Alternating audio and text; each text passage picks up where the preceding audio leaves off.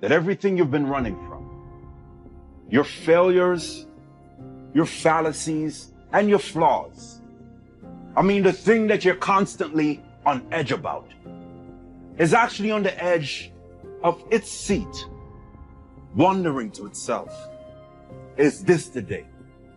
Is this the day? Is this the day that you finally realize that, yes, you may have made some mistakes, but no, you are not a mistake? Is this the day? The day that you embrace this reality that, yes, you may have failed at a few things, but you are not a failure? Is this the day? The day that you decipher the difference, that yes, you may have disappointed others, but your life is not a disappointment? Is this the day? The day that you embrace this truth that people have no right to judge you, because we're all broken. And so we see others through the broken lens of our own pain, our own past, our own experiences. For years you've been running, existing, hiding, suffering in silence from your shame and punishing yourself because of your past. Being in their presence, but never fully present, because you're always haunted by the, what if they know? What if they know? What if they really know what I've done, where I've been, what I've said yes to, or what I didn't say no to? What would they think of me? Today I want to talk to that person who's been battling addiction. And you're in this web of warfare because what you don't want to do, you do, and what you do want to do, you don't. And at times you use the needle to silence the noise. And even though you get this temporary high, you feel like your life is at an all-time low. I want to let you know today that you can still walk in freedom. Or maybe I'm talking to that woman who never really embraced her true identity. So she spent her entire life seeking validation. And so she ends up giving her body to just anybody that made her feel like somebody. And now she feels disqualified from accepting the love that her soul really craves. I want to let you know this today. And you may not hear this from any other man that wants nothing from you, but everything for you. But I love you.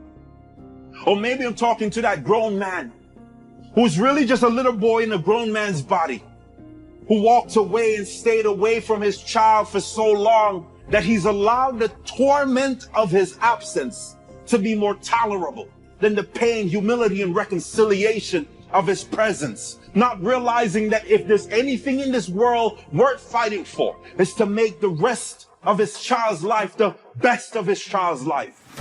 I want to encourage you today to fight and keep on fighting, because I salute you.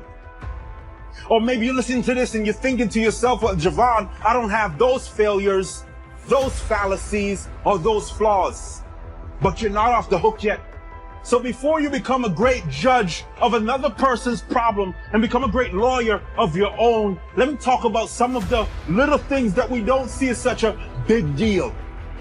Like how we compare the brokenness in our lives to the stage performance of somebody else's Instagram post.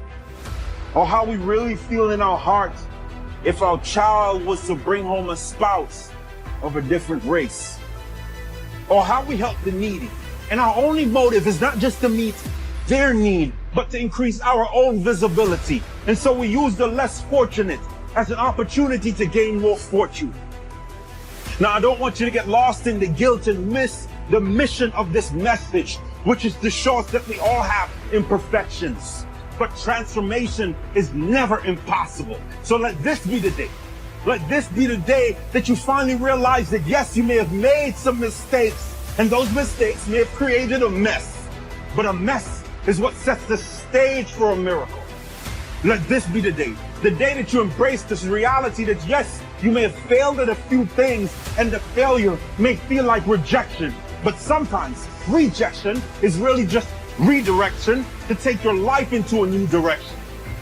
So let this be the day that you realize that yes, they may have disappointed you, but the greatest disappointment is to allow those who have disappointed you to cause you to disappoint the people who need you. Walk me through that mindset, how you built yourself back up. Well, Fitness was something that I got into at a young age, and always carried me through whatever job I had. I did construction, it was manual labor. When I ended up in the infantry, I fit in perfectly into that world because it's very physical. And when I was injured and went through that depression and was struggling, I knew that I was always happier when I was healthier.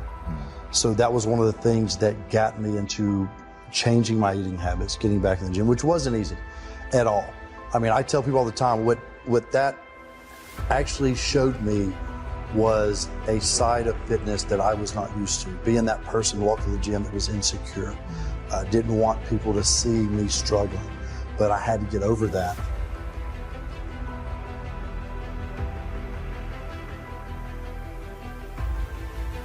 People all the time, we meet them all the time, people that want to get in shape, but they're worried about joining the gym, what they're going to do. And I got to experience that. But then as I started exercising and feeling better, then I didn't care what time of day. Then I started using that to my advantage, where I tell people, I had to convince myself I was doing what others can. Not in an arrogant way, just to myself. Because no matter what gym you go to, there's always somebody bigger, stronger, faster. But I could stand there and have a guy next to me that is bigger than me and think, well, could he do it in this normal leg? I mean, deep down, I hope he could. Right. But you have to give yourself that mentality that you're doing what other people can. When I meet someone who battles with obesity, I say, well, then you have struggles ahead of you, so you will earn that and appreciate it more. And so I think that mindset of doing what other people can't is what really drives me to want to do the best. I am very close to my kids. I have 3 kids. They're 7, 9, and 12, and they are my motivation. When I was going into the gym in the beginning, I tell people all the time, you have to have something stronger than your fear. And mine were my children. The day that I walked out in the living room and my 3 kids were sitting there, and I knew that I was showing my 2 boys what a man is, and that's what they're going to grow up to be, and I was showing my little girl how a man's supposed to be, and that's what she's going to look for one day, I knew I had to make a change. And I admit to people, I talk about it in my book, I'm very open and honest, it did not happen overnight. Just because I had that realization that I had to be better, it didn't just happen. I would make a mistake, fall flat on my face, but it was the thought of them that got me up and going. And it was the thought of them that pushed me through those beginning workouts, getting back into shape, doing whatever it was, and pushing myself to be better. I tell people all the time, you have to have something stronger than your fears. And for me, it is my kids. And I use that in whether it's fitness, running a race, business, whatever it is, we all get scared. That's what makes things exciting. But you have to have something stronger than that to say, you know what? I may be afraid to do this, but there's something more important that I have to do this with. There's something in all of our lives that is important to us, whatever that is. I don't think there's anything wrong with someone saying, you know what, I want to have a big house and a sports car. Whatever it is, you've got to want it bad. I am big on with my kids and other kids, and I've always told people they probably have nieces or nephews or someone near them that looks up to them. And that's what you have to go off of. There is someone watching you. It may not be a child. There is someone watching you that you will motivate. Like, I love the fact that I ended up, in the spotlight, and now my story reached more and more people. But if you just motivate one person, that is a world of difference for them. And that's what people have to keep that mindset of, is like, when you do things, you're not just doing it for yourself, you're doing it for someone else. I think sometimes it's good to have something that, I'm a pretty positive guy, but I like to have something that drives me to want to outdo, and I've had organizations that I felt like weren't right with veterans, so that drove me to do certain things, or to fight for things when it comes to veterans, or not just for veterans issues, but for veterans to change the way they are. And I feel like me, and there's a lot of other veterans that are in the spotlight, that it's up to us. If we're going to make a change, we have to start doing that. Be proud of what you've done and where you've come from, but that was only a chapter in your life. Now it's time to conquer something else. I'm several chapters past mine. That's how I got over my depression, was to say, okay, what's next? When I got back into fitness, that's all I did. I worked out, ran races.